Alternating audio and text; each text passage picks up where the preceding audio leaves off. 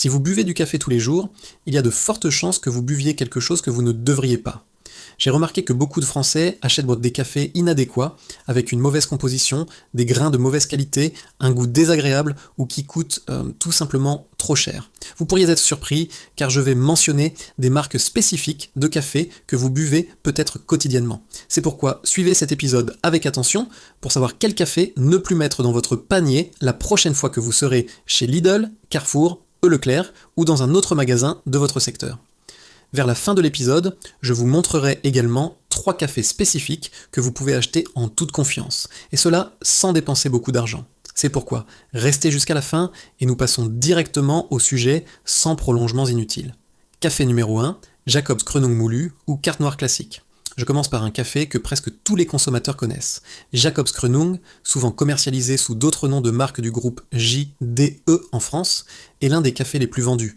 Il se trouve sur les étagères des supermarchés, des supermarchés populaires comme Leclerc, Lidl, Carrefour ou Auchan. Le producteur de ce café écrit qu'il a un goût riche et un arôme véritablement royal et qu'il est fait à partir de grains d'exception cueillis dans les meilleures plantations de café au monde. Cela sonne bien, mais est-ce vraiment le cas ? Le producteur reconnaît lui-même que ce café est un mélange d'Arabica et de Robusta. Le problème réside dans le fait que sur l'emballage, on ne trouvera nulle part l'information sur la proportion d'Arabica et de Robusta dans ce café. Il est seulement écrit que c'est un mélange.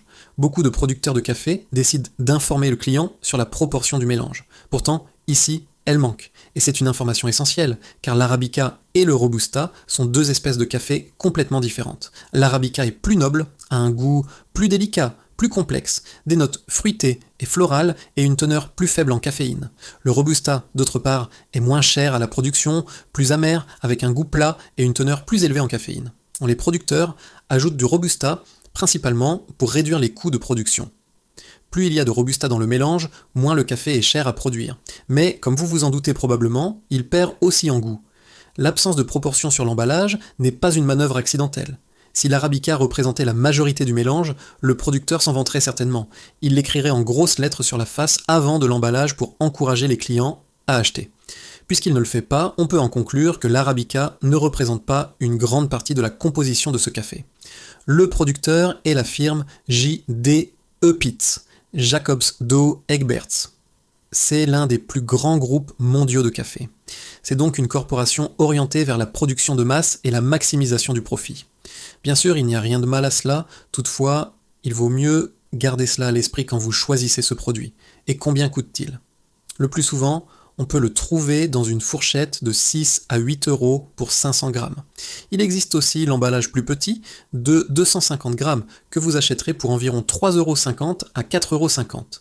Et maintenant, une information essentielle que vous devez savoir. Ce café est vendu en 2 versions, comme mélange Arabica/Robusta et comme 100% Arabica. Dans cet épisode, je parle du mélange. La version 100% Arabica porte la mention 100% Arabica sur la face avant. Le mélange n'a pas cette information et cela vaut la peine de le savoir. C'est donc un café qui n'est pas mauvais car des millions de personnes l'achètent. Pourtant, le rapport entre l'Arabica et le Robusta y est probablement très médiocre. Et rappelons-nous que vous ne le payez pas si peu cher et que vous recevez une qualité tout à fait moyenne par rapport au prix.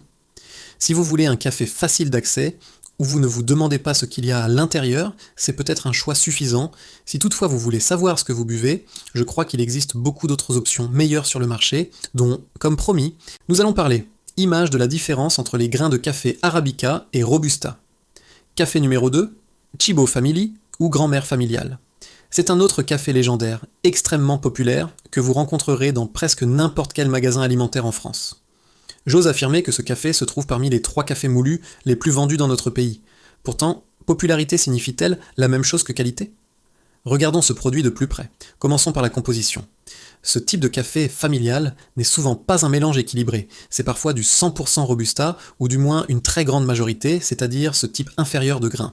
Le Robusta se caractérise par un goût amer, lourd, avec des notes de terre, de cacao et de noix, et une acidité très faible. Le producteur déclare sur l'emballage que ce café a un arôme riche et un goût profond et intense.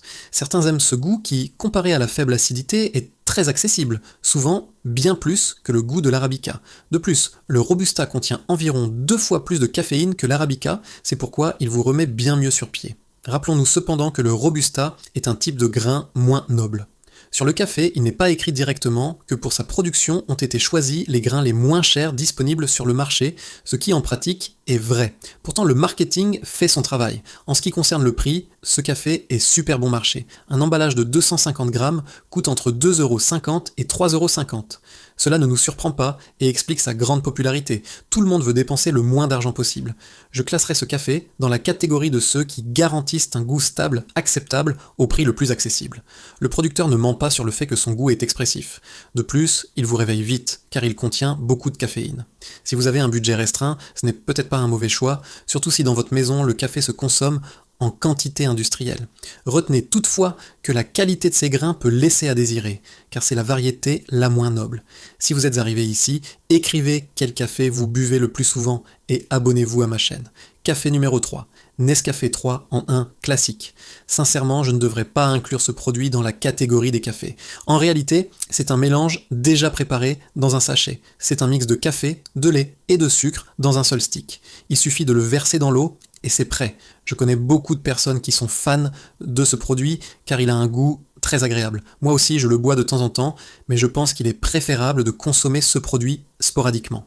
Il suffit de regarder la composition pour se convaincre de pourquoi il ne vaut pas la peine de choisir régulièrement le Nescafé 3 en 1 classique. En première position, nous avons le sucre et le sirop de glucose. Je crois que je n'ai plus besoin de dire que ce sont des ingrédients qui ne devraient pas être consommé en excès. De plus, il représente la plus grande partie du produit. Mais allons plus loin. En troisième position, il y a l'huile de palmiste totalement hydrogénée. C'est un produit fortement transformé qui donne au café sa texture crémeuse et, en excès, peut contribuer aux maladies cardiaques. Et quel pourcentage de la composition représente le café soluble ? Seulement 7,3% du produit. Le café représente moins de 10% de ce produit qui se trouve à côté du café sur le rayon du magasin. Le producteur se comporte conformément à la loi et écrit sur l'étiquette que c'est une boisson au café soluble. Si jusqu'ici je ne vous ai pas suffisamment convaincu de ne plus acheter de Nescafé 3 en 1 classique, j'ajoute que dans la composition, nous trouverons aussi de l'amidon de tapioca, des stabilisants E331, E340, E452, E451, des protéines de lait, du sel, des émulsifiants, E471 et E472E, ainsi que des arômes. Au total, il y a 11 ingrédients, dont le café n'a même pas une part formée de 2 chiffres. Il convient de mentionner aussi le sucre. Dans 100 g de produit, vous trouverez jusqu'à 45 g de sucre. Un sachet pèse environ 18 g, c'est-à-dire presque 8 g de sucre dans une seule tasse de café. Cela signifie presque 2 cuillères à café de sucre. On m'en sent noyer. Conclusion, le Nescafé 3 en 1 est un produit commode qui fait du café avec du sucre et du lait en quelques secondes. Mais retenez que ce n'est pas du café, mais une boisson au café édulcoré avec de l'huile de palme, des émulsifiants et des arômes. Personnellement, je n'en bois pas plus d'une fois tous les 2 mois et je vous recommande cette approche, ou mieux encore l'évitement total du Nescafé 3 en 1, car il a tout simplement une composition horrible. Café numéro 4, Jacob Kronat Gold ou Nescafé Sélection. C'est le premier café soluble de cette liste. On l'achète généralement dans un bocal avec une étiquette caractéristique et populaire. Je vais commencer par ce qui est bon. La composition est courte et honnête. Il contient 100% de grains de café. Il n'y a ici aucun sucre, aucune huile de palme, aucun émulsifiant comme dans le cas du Nescafé 3 en 1. Ce produit est un mélange d'Arabica et de Robusta. Le producteur n'offre pas d'informations sur les proportions d'Arabica et de Robusta. Et, comme nous le savons bien, nous voulons que l'Arabica domine le mélange. Ici, j'ai la certitude presque totale que c'est l'inverse. Il y a une autre question dont il vaut la peine de parler. C'est un café soluble. Ce type de café, quelle que soit la marque, naît d'un processus industriel qui consiste à préparer du café, puis à en évaporer l'eau par la méthode du séchage par pulvérisation ou de la lyophilisation. Ce produit est souvent issu de la lyophilisation, qui est la meilleure méthode entre les deux et permet de conserver davantage d'arômes. Toutefois, le café soluble n'égalera jamais en goût le café fraîchement préparé à partir de bons grains. C'est simplement un autre produit. Combien paierez-vous en magasin pour ce bocal ? En moyenne, autour de 6 à 9 € pour un bocal de 200 grammes. Ce n'est pas rien, on peut trouver tranquillement des cafés avec une composition identique et une méthode de séchage identique pour 2 ou même 3 euros de moins. Cela peut ne pas paraître une grande différence, vu si vous avez une famille nombreuse, le café doit être acheté souvent. C'est pourquoi, à l'échelle d'une année, vous payez beaucoup trop cher pour ce produit. En ce qui concerne le goût, à mon avis, il est correct. Il est assez doux et équilibré, avec une intensité moyenne, ayant une note dominante de douceur délicate et d'amertume légère. Grâce à cela, il est moins astringent que beaucoup d'expresso forts. En d'autres termes, il a une composition propre, mais nous ne connaissons pas ses proportions d'arabica et de robusta. De plus, pour un café soluble, il coûte assez cher, mais si vous voulez avoir un beau bocal et un goût décent, personne ne vous empêche de l'acheter. Café numéro 5. Nescafé spécial filtre ou crème sensation. C'est un café soluble que vous pouvez acheter principalement dans des magasins comme Carrefour, Intermarché ou Leclerc. C'est un café qui est promu comme étant doux, crémeux et facile à préparer avec une mousse agréable à la surface. Le café se dissout en effet vite et peut être commode pour la préparation quotidienne. Son arôme est délicat et n'est pas envahissant, ce qui pourrait plaire à beaucoup de personnes.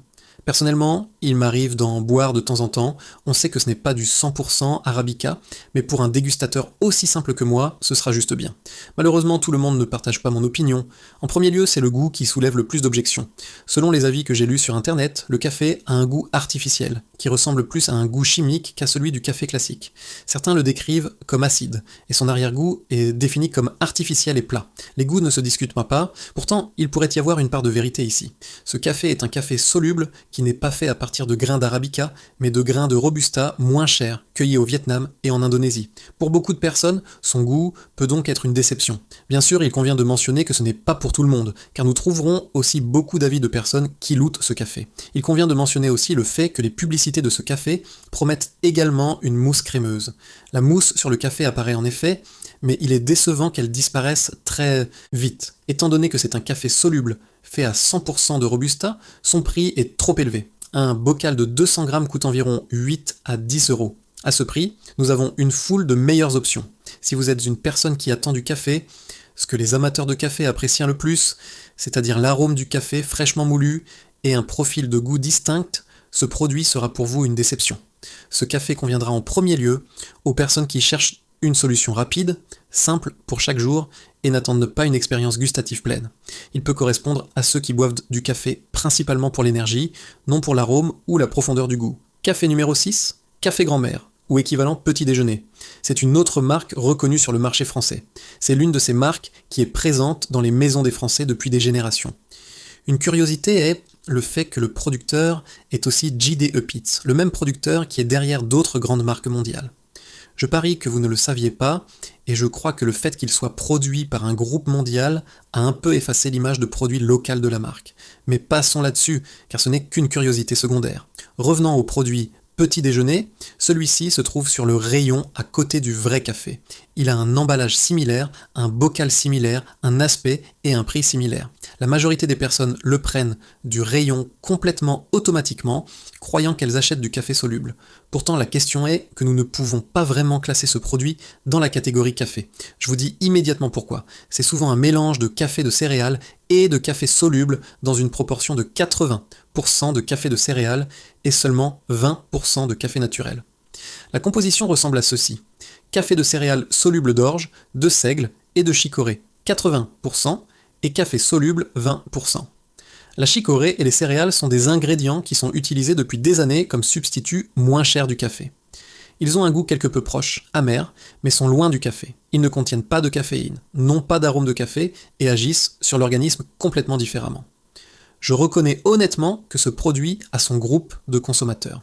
Ce sont des personnes qui veulent limiter la caféine ou aiment simplement le goût plus doux de céréales de la boisson. Pour de telles personnes, ce sera un bon choix.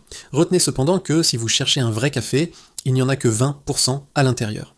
De plus, la caféine est si peu présente que vous pourriez ne même pas ressentir une stimulation délicate après l'avoir bu. Cette boisson n'est bonne que pour le goût.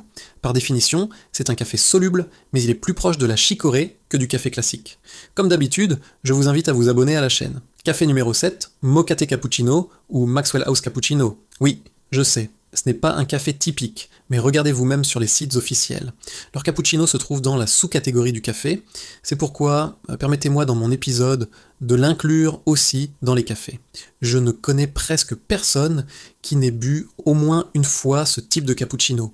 À un moment donné, j'en buvais beaucoup car j'aimais simplement beaucoup le goût et il était disponible dans de nombreuses variantes d'arômes.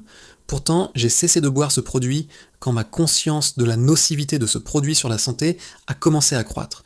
Voici pourquoi vous ne devriez pas en boire. Commençons par la composition. La composition de chaque arôme est différente, mais parlons de la version populaire à la vanille. En première position, il y a la base pour blanchir avec de l'huile de coco, suit le sucre, la maltodextrine, et le café soluble ne représente que 3,5% du produit. Suit le café de céréales soluble d'extrait d'orge grillé et de seigle, des arômes et un arôme naturel de vanille. 3,5% de café, c'est moins que dans le Nescafé 3 en 1 dont nous avons parlé plus tôt. Et il y a aussi le contenu de vanille. Le cappuccino avec arôme de vanille a un hallucinant 0,1%. C'est comme s'il n'y en avait pas. En général, toute la composition n'est pas encourageante. Elle contient beaucoup de chimie et d'arômes artificiels. Et c'est ainsi pour chaque arôme.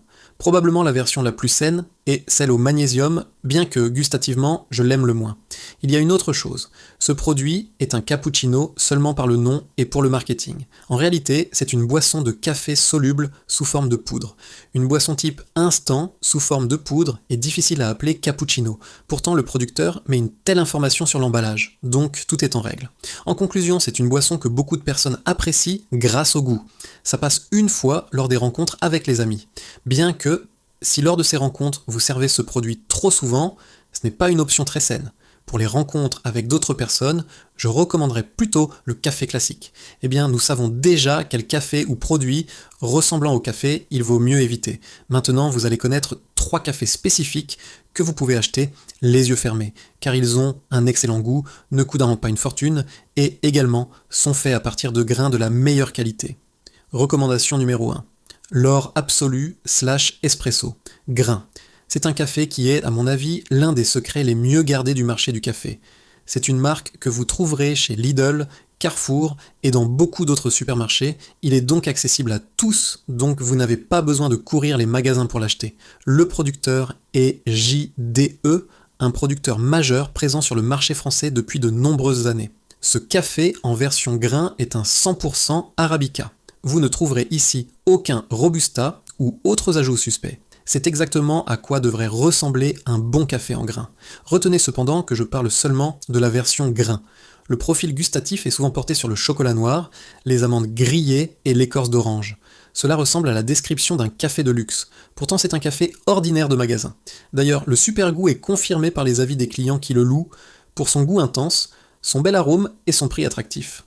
Pour un emballage d'1 kg, nous paierons souvent moins de 15 à 18 €, ce qui est en fait l'un des cafés Arabica les moins chers disponibles dans les supermarchés français.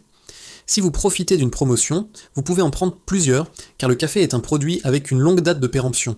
En conclusion, c'est un café qu'il ne faut pas chercher loin, qui ne coûte pas énormément et a une composition qui ne soulève aucune objection. Si vous avez une machine à expresso et cherchez un bon Arabica à un prix raisonnable, c'est votre choix. Recommandation numéro 2. Lavazza Qualità Oro. Lavazza est un célèbre producteur italien de café. Tous leurs produits ne sont pas dignes d'être recommandés, toutefois, le Qualità Oro est un café que vous pouvez acheter en toute confiance. Commençons par ce qui est le plus important, c'est-à-dire la composition, le Lavazza. Qualità Oro est un 100% Arabica sans ajout de Robusta.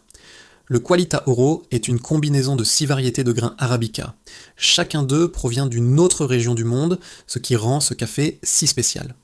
Les grains sont cultivés principalement dans des plantations d'Amérique centrale et du Sud, et la torréfaction moyenne leur donne un caractère unique. Ce n'est donc pas un café d'une seule source, mais un mélange composé avec soin, sur lequel les maîtres italiens travaillent depuis plus de 100 ans. Et quel goût a-t-il ? Le Lavazza, Qualità Oro, enchante avec un goût délicatement sucré, et son arôme rappelle un mélange de fleurs et de fruits. C'est un café doux, élégant, sans amertume excessive.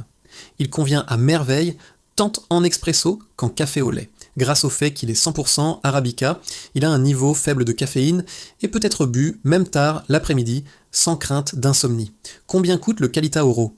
À prix plein, vous le trouverez à environ 4 à 6 euros pour 250 grammes moulu ou en grains. Pour un Lavazza, ce n'est pas un mauvais prix, bien que nous trouverons bien sûr aussi des offres moins chères sur le marché. Je crois cependant que ce café vaut certainement son prix. Si donc vous cherchez un café avec un air italien, une composition propre qui est largement disponible, ne vous compliquez pas et choisissez le Lavazza Qualita Oro. Recommandation numéro 3, Nescafé classique. Sur la liste des cafés à éviter, j'ai inclus le Nescafé classique 3 en 1. Maintenant, je recommande le Nescafé classique, mais le simple, soluble. Retenez que ce sont deux produits séparés. En effet, ils ont un nom similaire, un emballage similaire et se trouvent souvent l'un à côté de l'autre sur le même rayon. Pourtant, la différence entre eux est énorme. Le Nescafé classique est un café 100% naturel soluble, sans aucune sorte d'ajout de type sucre, sirop de glucose ou huile de palme. Un autre argument qui plaide pour le Nescafé classique est sa disponibilité, son efficacité et son prix. Un bocal de 200 grammes est suffisant pour environ 100 tasses de café. Rapporté à la tasse, c'est l'un des cafés les moins chers disponibles dans les magasins français. Vous connaissez probablement l'emballage de ce café car il est disponible pratiquement partout. Bien sûr, ce n'est pas un café parfait. Le Nescafé classique est produit à partir de grains d'Arabica et de Robusta provenant du Vietnam, du Brésil, de la Colombie et de l'Indonésie. Ce n'est donc pas un café d'une seule plantation sélectionné avec soin. C'est un produit instant de masse destiné aux millions de consommateurs à travers le monde. Si vous avez une machine à expresso ou aimez le café en grains, le Nescafé classique ne le remplacera pas. Toutefois, si vous êtes une personne qui a besoin d'un café rapide, simple, sans ajouts inutiles, cela peut être un excellent choix. Une cuillère, de l'eau chaude et c'est prêt. Sans sucre, sans huile de palme, sans les 11 ingrédients dans la composition. Le Nescafé classique. Je le recommande en premier lieu comme un produit honnête, très efficace à un bon prix. C'est précisément cela qui le différencie de beaucoup de cafés dont nous avons discuté précédemment sur cette liste. Image de la préparation d'un café instantané parfait.